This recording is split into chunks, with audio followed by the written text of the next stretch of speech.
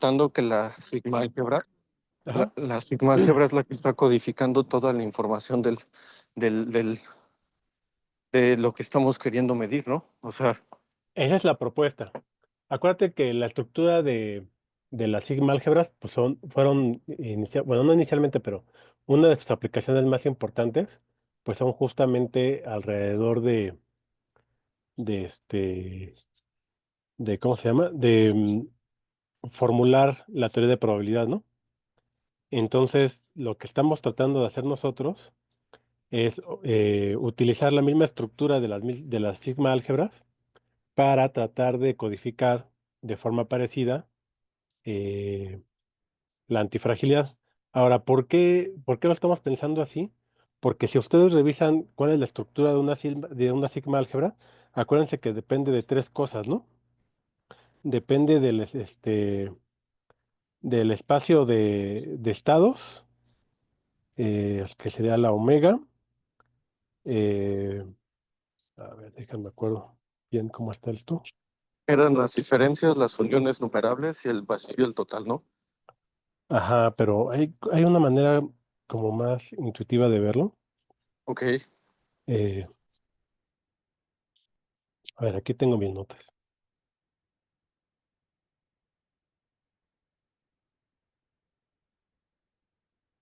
Mm, Perdón, me disocié un poco. ¿Empezamos a hablar sí. de espacios de medida? Está preguntando a su compañero que por qué, bueno, digamos, le llama la atención el uso de las sigma álgebras para, para hablar de todos estos temas de colas gordas y antifragilidad y demás. Entonces le estaba diciendo que la idea de utilizar sigmas álgebras en este caso, pues tiene que ver con que la estructura de las sigmas álgebras involucra tres componentes diferentes, ¿no? Y un poco es lo mismo que queremos hacer con antifragilidad, donde una de las componentes es el sistema, otra componente son las perturbaciones y otra componente son las funciones de pago. Entonces, o sea, inicialmente las sigmas álgebras, uno de sus usos más, digamos, reconocidos, pues es justamente ¿cómo se llama? La formulación de la teoría de probabilidad. Entonces, lo que nosotros estamos tratando de hacer es tratar de calcar la forma en cómo se usan para ver si de esa manera podemos, formalizar un poco mejor a la antifragilidad. Entonces, en el caso nuestro, eh, generalmente estaríamos pensando, por ejemplo, que el omega, pues es el conjunto de todos los posibles, em, digamos, estados posibles. em, eh, la, Esa sería la omega.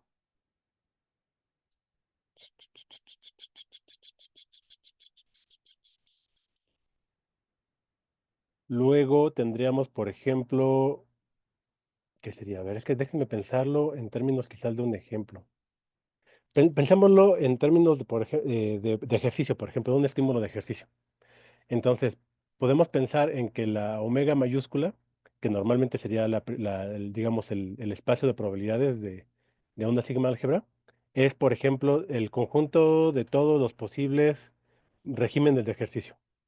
Luego definamos este, a una sigma álgebra G, por ejemplo, sobre ese espacio omega que represente em, todos los subconjuntos de regímenes de ejercicio medibles, ¿no?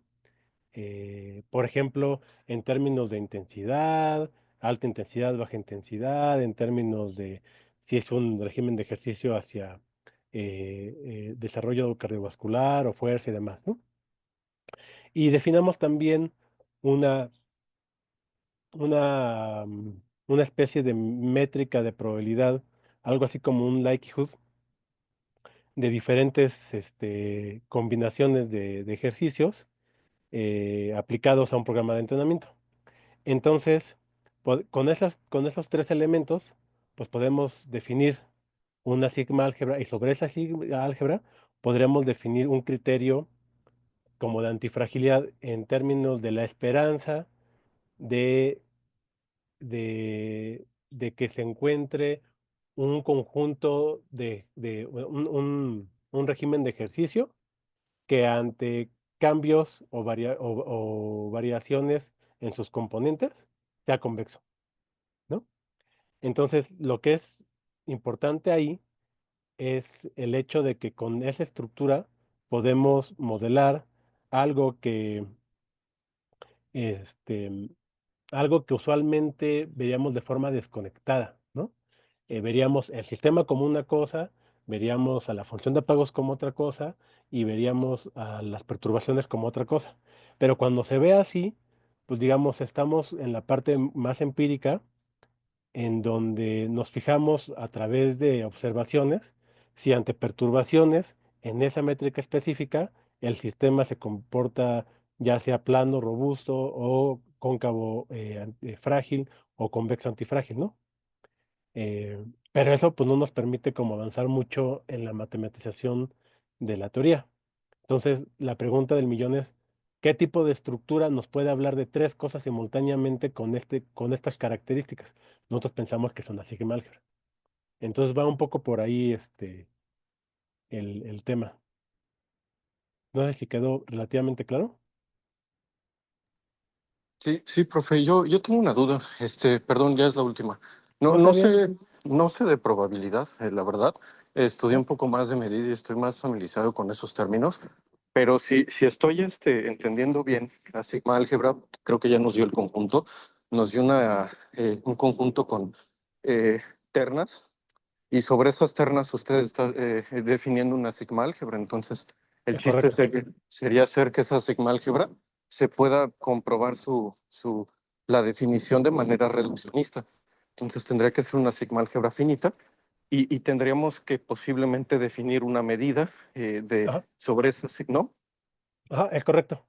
Es Eh, correcto. pa- Ahí digamos, ajá. o más que más bien como un criterio, ¿no? Entonces, el criterio sería justamente que fuera convexo el comportamiento de la sigma álgebra. Ahora, ahí es algo que es trabajo en proceso y la manera en cómo lo estamos pensando es tratando de fijar en sus filtraciones, ¿no? Y entonces ver cómo cambia en el tiempo la sigma álgebra. Y a partir de eso, entonces tratar de definir justamente qué sería algo antifrágil. Ok, o sea, como tratar de extender una sigma álgebra. Ajá, es Este, correcto. ok. Pues no estoy en familiaridad con las filtraciones, profe, pero pues ahí sí, si podemos también avanzar en este tema, en los ABPs, creo que estaría interesante porque son ideas muy afines y creo que algo por ahí puede salir padre. Sí, justamente una filtración esencialmente es cómo se comporta en el tiempo una sigma álgebra, ¿no? Entonces, normalmente creo que es un tema que está subexplorado en algunas cosas, eh, porque más bien se suele ver como una cualidad necesaria para que otras cosas se cumplan, ¿no? Entonces, en términos generales, una filtración, pues es una familia, eh, creo que tiene que ser creciente de sigmas álgebras que estén indexadas en el tiempo. Lo más común es que se utilice, sí, en algunas cosas de procesos estocásticos para modelar cómo la información disponible en distintos instantes en el tiempo se va transformando. Entonces, si tú ves eso, pues justo es un poco lo que queremos, ¿no? Si nuestra estructura de sigma álgebra está codificando los tres elementos de la antifragilidad y a través de las filtraciones podemos ver cómo va cambiando eso en el tiempo, pues es esencialmente lo que queremos ver, ¿no? Eh, cómo se va manifestando en términos de sus convexidades. Ahora, hay otra manera de verlo completamente diferente, que podría ser a través de definir una ecuación de Fokker-Planck, ¿no? Eh, nosotros pensamos que probablemente lo que estamos definiendo en la sigma álgebra como el sistema, la perturbación y la función de pagos, específicamente la perturbación de la función de pagos, son algo así como los contextuales de cómo el sistema puede manifestarse y más bien cómo explora su espacio de configuración, ¿no? Entonces, estos contextuales, es decir, la métrica con la cual lo estamos observando y la perturbación a la cual está sometido el sistema, pues hace que explore unos estados u otros, ¿no? Eh, Típicamente, cuando uno trabaja con ecuaciones de Fokker-Planck, más bien uno propone cómo es el proceso estocástico y eso le da la estructura final a la ecuación de Fokker-Planck. Si, si el proceso estocástico es estándar gaussiano, entonces tenemos una ecuación de Fokker-Planck pues estándar. Pero si el proceso estocástico, por ejemplo, tiene brincos, como si fueran vuelos de Levy, entonces ya no es una ecuación de Fokker-Planck tradicional y más bien requiere derivadas fraccionarias. Entonces, lo que nosotros pensamos es que en el formalismo de la sigma álgebra se está contenido la contextualidad pues, en la sigma álgebra, y entonces uno se fija en las filtraciones y a partir de ahí o establece uno un criterio de antifragilidad y puede ir viendo bajo qué configuraciones va comportándose de qué manera la sigma álgebra. Ese es un camino. El otro camino es más bien, y eso es algo que tenemos que pensar y ver cómo demostrarlo, si a lo mejor cuando uno define un proceso estocástico de forma implícita, pues está uno definiendo los contextuales del sistema, porque una vez que tú defines un proceso estocástico, le estás diciendo al sistema cómo va a explorar su espacio de configuración. Entonces eso es equivalente a lo que pasaría en las sigmas álgebras, nada más que los contextuales en un caso están, digamos, ocultos detrás de la decisión de cuál va a ser el proceso estocástico y por lo tanto cuál va a ser su ecuación de Fokker-Planck, y en el otro está explícitamente puesto en la estructura de la sigma álgebra. Entonces, sospechamos que podrían ser como dos caminos para, para tratar de matematizar y de formalizar con más rigor estos aspectos de antifragilidad. Entonces va mucho por ahí. Pero sí, si quieren un día vemos una clase específica de esta propuesta que tenemos de sigmas álgebras, hasta donde la tengamos, se las puedo compartir para que vean como por dónde va el asunto, ¿no?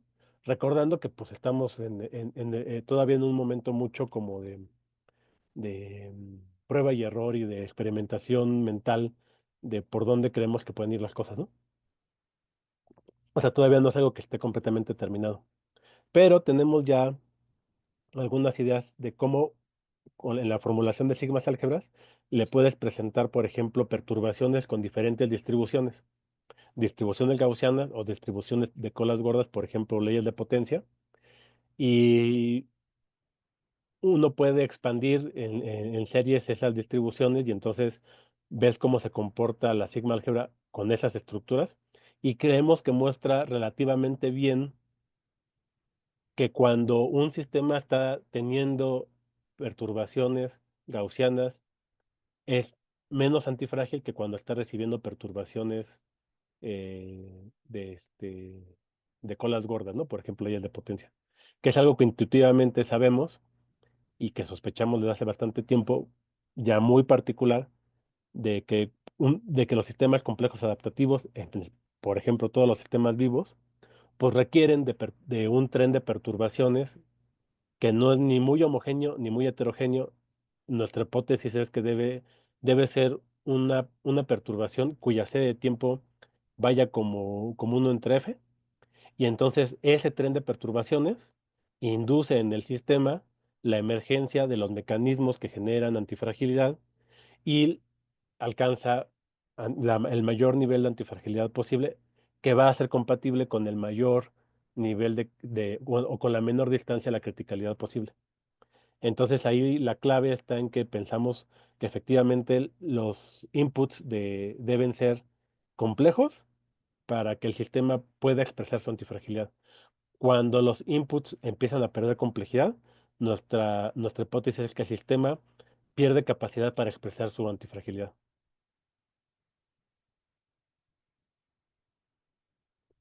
Pero Está bueno, muy interesante esa hipótesis, profe. pues vamos por ahí. Entonces, parece que va avanzando el asunto. En un par de semanas yo creo que podemos ver eso y les voy a preparar una clase para al menos dejarle las ideas en la mesa y pues igual a alguno de ustedes les interesa trabajar en ese tema. ¿Alguien más tiene dudas o preguntas? ¿Comentarios, contribuciones? ¿No? ¿Nadie más tiene dudas? ¿De ningún tipo? Liliana, ¿tú tendrás alguna duda, alguna pregunta, comentario, contribución, algo que necesites expresar? No, por ahora no. Gracias. Vale. Bueno, entonces, la clase pasada estábamos viendo problema de la diferencia entre lo que llamamos o lo que llama Taleb una probabilidad de ensamble versus una probabilidad temporal. Entonces decíamos que es un problema muy diferente el que lleguen, por ejemplo, 100 personas juntas a un casino y se pongan a apostar y algunas de ellas van a ganar, algunas van a perder, algunas van a ganar mucho, algunas van a quebrar, ¿no? Y decíamos, bueno, es distinto ese problema a que una persona esté 100 días apostando en el casino. Mientras que en la probabilidad del ensamble no importa si una de las realizaciones quiebra, en la probabilidad temporal sí importa si un día quiebras, porque en el momento en que quiebres, digamos, por ejemplo, que quiebres en el día 28, pues ya no hay día 29, ¿no? Has llegado a lo que se conoce como una barrera absorbente. A partir de ahí ya el sistema deja de poder expresarse.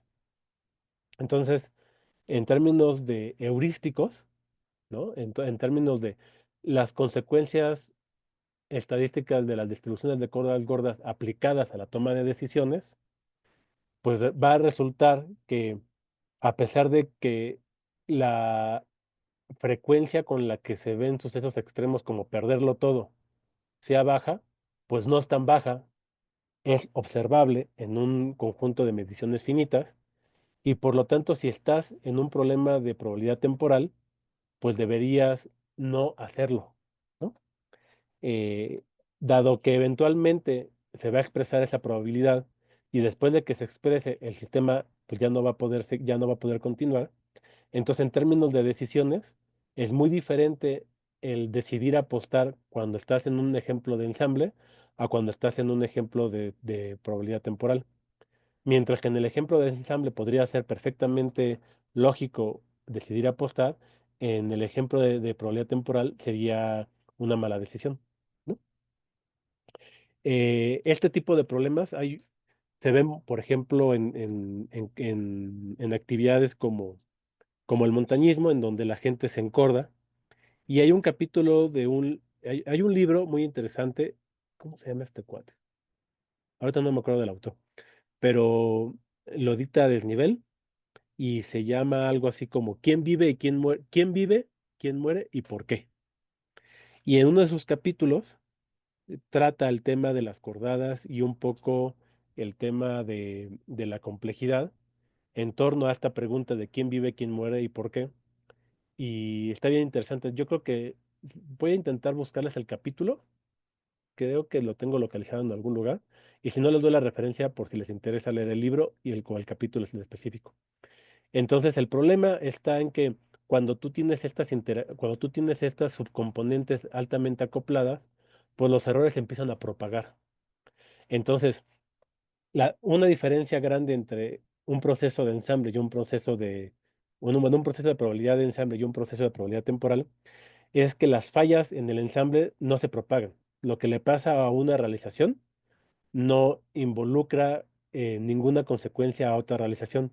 Sin embargo, lo que le pasa a un sistema en una probabilidad de temporal en el tiempo t-1 define completamente qué es lo que le va a pasar en el tiempo t y la capacidad y lo que va a ir pasando en tiempos posteriores. Entonces, uno parte desde el inicio, cuando está en una probabilidad del ensamble, digamos, como con un espacio muy grande de posibilidades, y conforme va avanzando, pues algunas posibilidades se van eliminando y se va acotando los posibles caminos futuros, ¿no? Este, entonces, ahí el acoplamiento hace que se propaguen los errores, ¿no? Entonces, todos los procesos en donde se propaguen errores y específicamente si esa propagación es multiplicativa, son procesos que van a expresar catástrofes, ¿no? Eso es un resultado muy general que construyó un cuate que se llama Pirrow, un caso muy interesante porque él es sociólogo, eh, y no sé realmente por qué fue la decisión, pero en el primer accidente nuclear que hubo en la historia, que fue en 3 Mile Island, en Estados Unidos, por alguna razón se lo, se lo dejaron investigar a Pirrow. Quizás por ser sociólogo en el sentido de que pensaban que muy probablemente la falla había sido una falla humana, entonces quizás por ahí fue la decisión. Ese detalle no lo conozco, pero el punto es que Pirrow era un cuate muy inteligente y entonces empieza a arrastrar eh, todo el proceso alrededor del cual sucedió el accidente. Obviamente no fue un accidente como Chernobyl, no se fundió el núcleo y cosas por el estilo. Fue un accidente grave, pero no fue un accidente catastrófico como Chernobyl. Eh, y lo que él va encontrando es que hay, en lugar de que sea un error, hay una red de sucesos que se comunican unos a otros y de esa comunicación de sucesos emerge el accidente. Entonces es una cadena de sucesos así bien extraña. Es un libro que leí hace tiempo, entonces no me acuerdo perfectamente los detalles, pero más o menos, les voy a inventar, pero más o menos va como por aquí. Eh, Hay una válvula que está fallando y genera sobrepresión, y eso, si no se arregla, pues genera un accidente. Entonces, generalmente en estos sistemas tecnológicos, en estos nodos importantes, pues hay sensores, ¿no? Entonces había un sensor de sobrepresión en esa válvula, em, y eso obviamente va a un panel de control. Entonces, un usuario en el panel de control ve que se prende una alarma y entonces tiene que ir a revisar la válvula y hacer algo, ¿no? El problema está en que, y esa es la parte que no me acuerdo completamente el detalle, pero parece ser que el foquito del panel de control de la alarma no servía y creo que había inclusive una, este, un segundo foquito de emergencia, pero estaba cubierto por algo y tampoco se veía. Y el punto está en que hay una falla de una válvula, hay una falla de un sensor, hay una falla digamos, de uso del panel porque estaba tapado el otro, y aparte, pues sí hubieron algunos errores humanos, y entonces empieza una cadena de sucesos que no se puede detener, y entonces ocurre el accidente. Eh, lo que descubre Pirrow, o más bien lo que propone a partir del estudio de este accidente, es que todos los sistemas tecnológicos altamente interconectados, es decir, como de lo que estamos hablando en términos de propagación de errores y errores que al propagarse generan procesos multiplicativos, que cuando ocurre eso, van a existir catástrofes de forma natural. A eso él le llamó accidentes normales, y entonces, digamos, entre comillas, predice que en general las plantas nucleares son propensas a accidentes, que las plantas químicas muy grandes son propensas a accidentes, que sistemas inclusive como un transbordador es propenso a accidentes, y creo que inclusive esa predicción sobre el transbordador la hizo antes del Challenger, ¿no? Y bueno, a partir de eso, él formuló como una teoría acerca de los accidentes normales, que es muy interesante ese libro. Si en algún momento tienen oportunidad de leerlo, léanlo, que además es muy amena su lectura, y va mucho en el sentido de identificar otra vez, así como tienes que identificar cuando estás en Mediacristán y cuando estás en Extremistán, también tienes que identificar cuando tu sistema, cuando los errores en tu sistema están aislados o cuando los errores en tu sistema están conectados y además son multiplicativos. Entonces, para evitar catástrofes, es decir, para disminuir la fragilidad de un sistema, pues necesitamos diseñar al sistema de tal manera que hayan cortes de comunicación entre las componentes para que los errores no se propaguen, ¿no? Por ejemplo. Eso esencialmente es, digamos, la consideración teórica que está detrás y que justifica la implementación de las cuarentenas. Lo que tú haces con las cuarentenas es interrumpir la comunicación entre individuos enfermos y no enfermos y obviamente el contagio. Y al interrumpirlo, pues entonces interrumpes estos procesos de propagación y de multiplicación. Las epidemias, por supuesto, son ejemplos clásicos de problemas que tienen comunicación eh, y además procesos multiplicativos, ¿no? Entonces, justo ahí es donde muchas veces el manejo de las epidemias trata de reducir este número de como, ¿cómo le llaman a este número? ¿El coeficiente R? ¿Sí es el coeficiente R? Eh, y lo que no me acuerdo es que cuál es como valor umbral, pero creo que tiene que ser menor como a 1 punto y algo, ¿no? Como que si está cerca o pasa el 2 ya hay procesos multiplicativos y entonces el contagio empieza con procesos exponenciales, ¿no? Y si está debajo, se empiezan a extinguir los contagios y eventualmente se muere la propagación de la enfermedad, ¿no? Entonces ese número R es el que tratan de controlar a través del tapabocas, a través de las cuarentenas, a través de los encierros y demás, ¿no? Ok, esto ya lo vimos. Hay muchas distribuciones de colas gordas, ¿no? Hemos hablado, por ejemplo, eh, de la Pareto, ¿no? De la Pareto y sobre todo de la Pareto 80-20. Aquí, ¿qué es esto? ¿Chato, no? Ah, ok. Ah, el R0. Sí, Frida, exactamente. Es el coeficiente R0 el que tratan de controlar. ¿Te acuerdas cuál es el valor umbral de R0? ¿A partir de dónde se considera que la epidemia está en procesos multiplicativos? Creo que si era como a partir de uno o algo así, porque si no la exponencial era decreciente, algo así. Exacto, yo no recuerdo exactamente, no sé, sé que está entre 1 y 2, no sé si es exactamente 1 o es 1 punto y algo. No me acuerdo ahorita en este momento exactamente cuál es el valor umbral, pero hay un valor umbral que está cercano a 1 y que nos define cuando justo va a pasar a un proceso exponencial o va a decaer. Y obviamente entonces ahí lo que nos importa pues es entender cómo se distribuyen, por ejemplo, estas interacciones, ¿no? Y qué tan gordas son las colas gordas. Entonces hay varias distribuciones de colas gordas, les digo estas de Pareto, está por ejemplo esta de Cauchy que tiene colas muy largas, y esta en particular, conforme vamos pasando de una gaussiana y va aumentando, digamos, el ancho de sus colas, va perdiendo cosas, ¿no? Entonces, por ejemplo, las distribuciones de Cauchy ya no tiene primeros momentos, ya no tiene desviación estándar bien definida, ya no tiene kurtosis, ya no tiene squiggles bien definidos, y eso hace que el teorema del límite central pues no se satisfaga y ya eso tiene consecuencias estadísticas sobre lo que podemos decir científicamente de un evento, ¿no?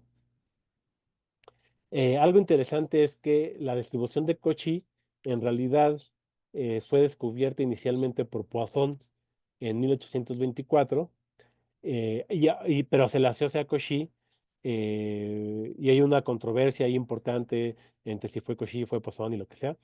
Y a este problema de mala atribución de descubrimientos científicos o tecnológicos se le llama la ley de Stigler. Curiosamente, la ley de Stigler tampoco la inventó Stigler. Entonces, es un caso bien interesante de la ley de Stigler y es un patrón como bastante recurrente en descubrimientos científicos y tecnológicos. ¿Cómo se vería una caminata aleatoria que tuviera una distribución de Cauchy? Bueno, entonces si ustedes copian este código de R y lo ponen y lo hacen correr, pues van a encontrar patrones como este que les estoy viendo, que están viendo. Y si lo ven, esto ya se parece mucho a un vuelo de Levy, ¿no? Tienen eh, parte del proceso ocurre de una forma aleatoria, digamos, local, en una sección y de pronto hay un paso muy grandote, muy lejos de ahí y luego otra vez busca localmente y un paso grande y local y busca un paso grande y local y un paso grande y local. Y si ustedes fueran cambiando la escala de observación de esta caminata aleatoria, lo que verían es que las características estadísticas de la caminata a diferentes escalas son las mismas. Entonces sería un proceso que es invariante de escala. Esto es algo súper importante porque tradicionalmente, antes de la revolución de los datos, por ejemplo, tenemos esta cita de Galileo que decía que el libro de la naturaleza ya se ha abierto ante nuestros ojos, eh, y que está escrito en el lenguaje de las matemáticas y cuyos caracteres son triángulos, círculos y otras formas geométricas. Eh, por supuesto, eso es algo interesante porque pues pareciera ser que Galileo no tenía ventanas, ¿no? Porque en el mundo natural casi nada es realmente un triángulo, realmente un círculo o realmente una forma geométrica bien definida. Lo que está más representado en la naturaleza son estructuras como estas de acá arriba, que son como este tipo de caminatas invariantes de escala, que se ven parecidas a diferentes escalas. Este fue uno de los temas que estudió con mucho detenimiento Mandelbrot, el gran maestro Mandelbrot. Y, por cierto, ¿sabían ustedes que Mandelbrot casi todo su trabajo lo hizo en IBM? Y este es un caso bien interesante como de científicos fuera del mainstream de la academia haciendo trabajo muy novedoso y muy innovador. eh, y que solamente hubiera sido posible pues con un apoyo parecido, como el que le dio IBM a Mandelbrot, en el que esencialmente le decían, pues tú haz lo que quieras, ¿no? Entonces lo dejaban realmente hacer lo que él quería, y él estudió mucho procesos de fractales, pues esencialmente él inventó, digamos, como esa noción de fractal. Estudió también mucho procesos de finanzas y aplicaciones de fractales a las ciencias de la Tierra, ¿no? Sin embargo, como que esta idea de fractales y esta idea de invariancia de escala tardó bastante tiempo en permear en la comunidad científica tradicional, y durante muchos años se veía como, ah, pues sí están bonitos, ¿no? Y era así como, pues un divertimento matemático, ¿no? Eh, con el tiempo lo que hemos ido descubriendo es que esta simetría fundamental de la naturaleza, expresada como invariancia de escala geométrica, es una propiedad fundamental de los sistemas complejos, y de hecho hemos descubierto que hay otra parecida en términos de invariancia de escala dinámica, ¿no? Entonces, el nacimiento, digamos, como de una nueva visión de entender a la probabilidad y el surgimiento de herramientas tanto conceptuales como metodológicas para estudiar los sistemas complejos, pues tuvo lugar con el trabajo de Mandelbrot. A partir de ahí, pues ha habido una explosión muy grande alrededor de las ideas de las escalas, de la invariancia de escala y de los fractales. Aquí les estoy poniendo tres libros muy bonitos, que yo creo que sería interesante que en algún momento visitaran, eh, porque de forma un poco independiente, desde diferentes partes de la física, empezó, digamos, como una transformación o una nueva escuela de pensamiento en donde la gente se empezó a dar cuenta que la formulación tradicional gaussiana o tipo gaussiana de distribuciones no escalables que no tenían invariancia de escala no era compatible con muchos fenómenos que estaban observando, ¿no? Entonces empieza a haber el nacimiento de muchos trabajos en física estadística que van encaminados a entender la invariancia de escala. Este artículo de leyes de potencia y complejidad está bonito. Ya es viejito, ya tiene sus 20 años, y en ese momento planteaba un poco una controversia acerca de si las leyes de potencia emergen por sí mismas o si emergen como resultado de la complejidad, o si la complejidad es el resultado de las leyes de potencia, ¿no? Entonces, yo creo que la controversia ha avanzado, ya no creo que está en la misma situación en la que estaba cuando surgió este artículo, pero es un artículo que es importante, digamos, en esta parte histórica del desarrollo de las ideas de complejidad. Entonces, en algún momento le quieren echar un ojo así rápido, sería interesante. Y parte también de, digamos, de estas revoluciones conceptuales que empezaron a ocurrir fue a través del reconocimiento del papel fundamental de la información.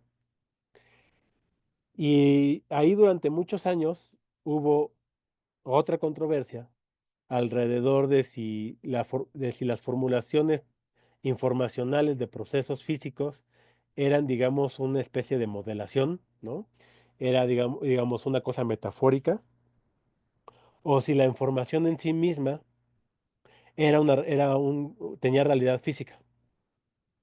Em, Frieden, que era un experto en temas de óptica y demás, que trabajaba en cosas tecnológicas de difracción y instrumentación y demás, pues justo se enfrentó a los problemas típicos que se enfrentaba Shannon alrededor de codificación, transmisión y decodificación de información, ¿no? Y él se dio cuenta de que habían digamos, algunos patrones, eh, tanto matemáticos como informacionales, que parecían muy persistentes en todas las leyes físicas y de hecho en la ciencia en general. Entonces empezó con un conjunto de papers que hablan un poquito acerca de por qué en todas las leyes físicas vemos la preponderancia de los laplacianos. Este, y después ya generó un libro que se llama Physics from Fisher Information, y luego sacó otro libro donde ya habla como de Science from Fisher Information, y luego este otro que es Exploratory Data Analysis Using Fisher Information, en donde ya va con varios autores, con aplicaciones ya muy específicas y demás. Hay una parte bonita en este libro que está en el capítulo, creo que 5, en el que habla de las leyes de potencia y manifestaciones de leyes de potencia, por ejemplo, en biología o en otras áreas de conocimiento, por ejemplo, cosmología. Entonces, discute eh, con bastante, con bastante detenimiento, digamos, la, la naturaleza tan fundamental que tienen las leyes de potencia para los sistemas complejos. Y parte de toda la estructura que Frieden va formulando está basada en una idea muy básica, que es que esencialmente todas las ciencias lo que hacen es tratar de encontrar patrones conservados en los datos que podemos adquirir de observar o manipular un sistema físico. Entonces, si lo piensan, todo experimento y toda observación de una u otra manera implica un proceso de perturbar un sistema, dejar que internamente se autoorganice y manifieste su respuesta, y luego documentar esa respuesta. A partir de esa documentación en datos, tratar de encontrar algún patrón que sea suficientemente persistente, ¿no? Y ese suficientemente persistente, pues en el dominio de lo simple, pues es justamente como, digamos, plantear pruebas de hipótesis o generar modelos, y esos modelos ver qué tan universales son. Y algunos de esos modelos son tan universales que les llamamos leyes de la física, y son realmente conservados en la naturaleza, ¿no? Pero detrás de eso está este proceso de perturbar y medir. Entonces, detrás de toda ley física hay un proceso de perturbación y de inferencia. Y es ahí donde entra el concepto de información de Fisher, utilizado como lo hace Frieden, porque la información de Fisher es una métrica que te habla acerca de qué tan buena es la inferencia a partir de un conjunto de datos, ¿no? Y lo que él va proponiendo es que las leyes de la física son el patrón que queda después de un juego informacional.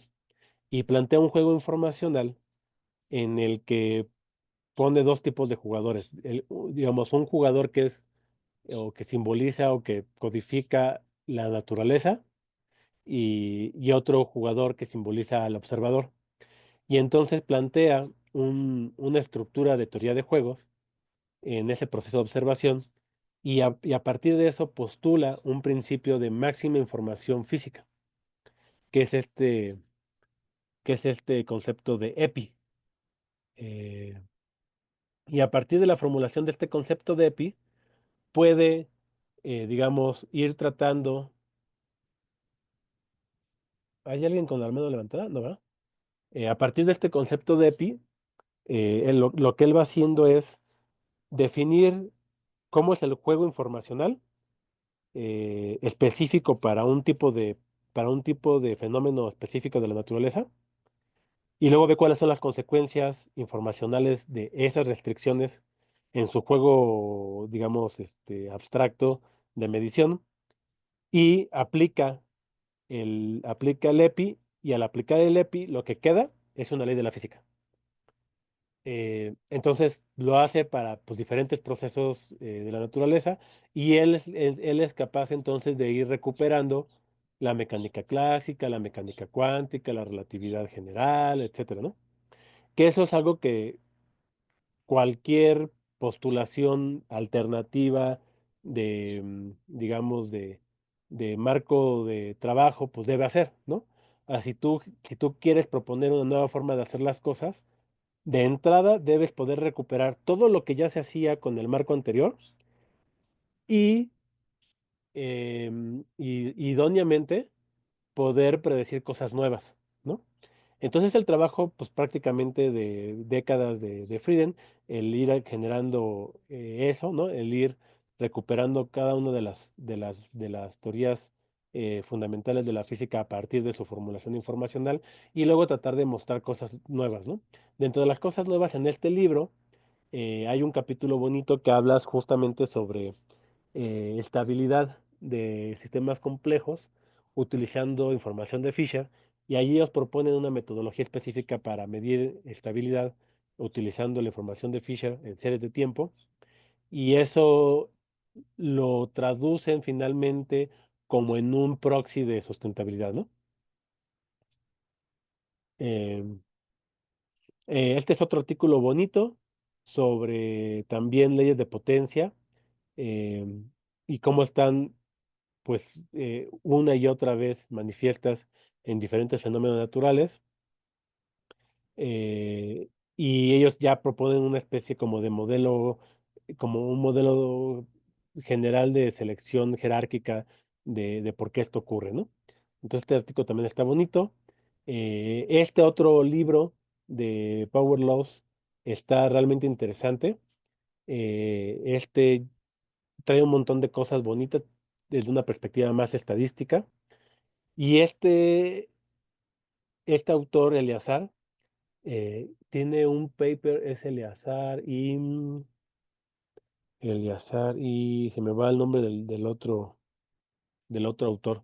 Pero es un artículo muy interesante donde hacen una especie de extensión de teorema de límite central para procesos estocásticos, y esencialmente pueden demostrar cómo el ruido 1 entre F o la criticalidad requiere de la convergencia de un número infinito de procesos estocásticos independientes. Entonces, que requieres digamos, de la unión de muchas señales aleatorias distintas para que el proceso final tenga la huella digital de 1 entre F. Entonces, este libro está también muy interesante. En particular, si les interesa, échenle un ojo al capítulo 6. Y este caminito, o digamos, showcase de trabajos y de ideas y de propuestas alrededor de las leyes de potencia, pues nos lleva entonces justamente a la necesidad de preguntarnos si necesitamos justamente un nuevo tipo de probabilidad que sea muy explícita en la consideración de distribuciones de colas gordas, ¿no? Falta ya no mucho, no estoy seguro si quiero. Ah, bueno, puede ser. Sí, a lo mejor se alcanza todavía. Una de las consideraciones importantes de esto es, dado que las distribuciones de colas gordas, digamos, excluyen la capacidad de predicción y de control y de experimentación, entonces una pregunta natural es, pues, si no podemos predecir y no podemos controlar, entonces, ¿qué podemos hacer? Eso es esencialmente el contenido. Si lo primero, la existencia de distribuciones de colas gordas y sus consecuencias, es probablemente el material del libro 1 y 2 del Incerto de Engañados por el azar y el cisne negro. Entonces, esta pregunta se contesta probablemente en el libro de Antifrágil, y entonces lo que trata de hacer Taleb ahí es mostrar cómo la naturaleza ha generado la respuesta a esa pregunta, y lo que la naturaleza ha construido en los procesos ecológicos evolutivos es la creación de estructuras que pueden responder de forma convexa ante las perturbaciones hasta cierto punto. Recuerden que en todos estos temas de complejidad, y de hecho en muchos otros, hay una componente importante de curvas de dosis y respuesta, ¿no? Los sistemas ante perturbaciones, todos tienen algún tipo de curva de dosis y respuesta, y esta cambia de sistema en sistema y de perturbación sobre el sistema. O sea, diferentes perturbaciones sobre el mismo sistema pueden tener diferentes curvas de dosis y respuesta, y el sistema mismo puede estar cambiando en el tiempo y cambiar su curva de dosis y respuesta. Entonces, la conclusión a la que va construyendo Taleb en ese libro es que es mejor ser convexo que estar en lo correcto. Es decir, es mejor construir los mecanismos que le permiten al sistema responder a las perturbaciones, que tratar de predecir y tratar de estar en lo correcto en tu predicción. Y este es un cambio de paradigma fundamental, por ejemplo, en el estudio de sistemas financieros, ¿no? Y esta filosofía llevada a la práctica, pues fue lo que dio lugar un poco a la emergencia de instrumentos diferentes de inversión, como son las opciones reales y los hedge funds. En particular, si se aplican las, em, las opciones reales y los hedge funds con esta filosofía, pues se construyen instrumentos que tienen características especiales. Un ejemplo de estos hedge funds que han tenido mucho éxito es Universa. Universa es un hedge fund que coordina, bueno, cuyo CEO es un amigo de Taleb, ¿cómo se llama? Spitgler, del cual Taleb es asesor científico en ese hedge fund. Y si uno viera, digamos, como el histórico de cómo se comporta este hedge fund, lo que uno ve es que en ventanas de tiempo muy largas, estos tienden a no ganar dinero o a perder poquito dinero. Entonces no ganan, pierden, no ganan, pierden, no ganan, pierden, no ganan, pierden. Eso es lo que en la jerga de los financieros le llaman una estrategia de sangrado, pero la estructura del instrumento hace que ante grandes eventos de volatilidad en la bolsa, responda de forma multiplicativa de una manera excepcionalmente buena. Entonces, estos hedge funds lo que han mostrado es que en tiempos de estabilidad de la bolsa no ganan, o inclusive pierden un poco de dinero, pero cuando hay crisis ganan órdenes de magnitud más dinero que el promedio de dinero que otros instrumentos ganan en los periodos de estabilidad. Entonces, su diseño es tal que ante perturbaciones grandes, la respuesta es muy convexa, ¿no? Y de hecho, mientras más grande es el evento, más convexa es. Entonces, eh, el mejor ejemplo de desempeño, yo creo que, no sé si, o sea, a lo mejor es el mejor ejemplo de desempeño en la historia, en la historia de las finanzas.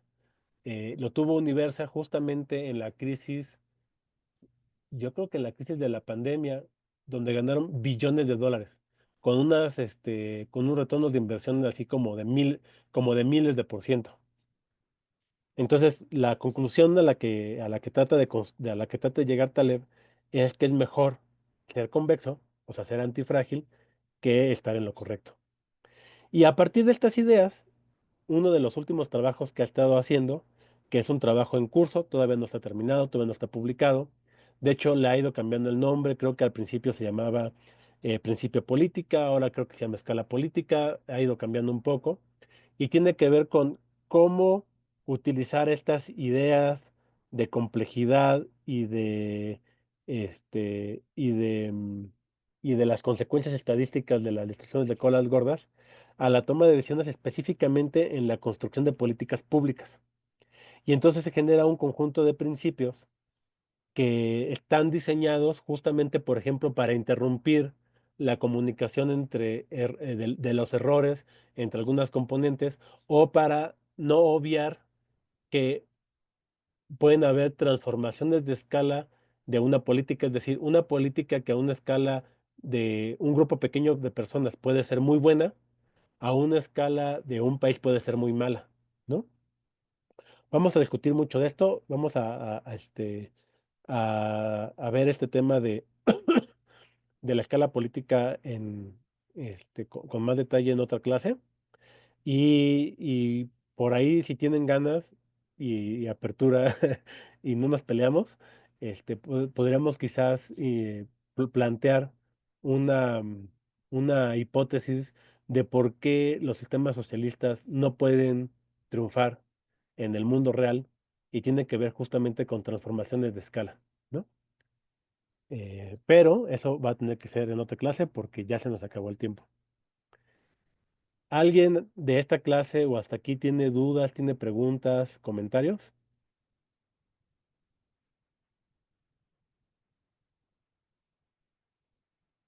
Todo bien, maestro, muchas gracias. ¿Sí? Ok. ¿Alguien de la parte más del curso en términos de cosas que tienen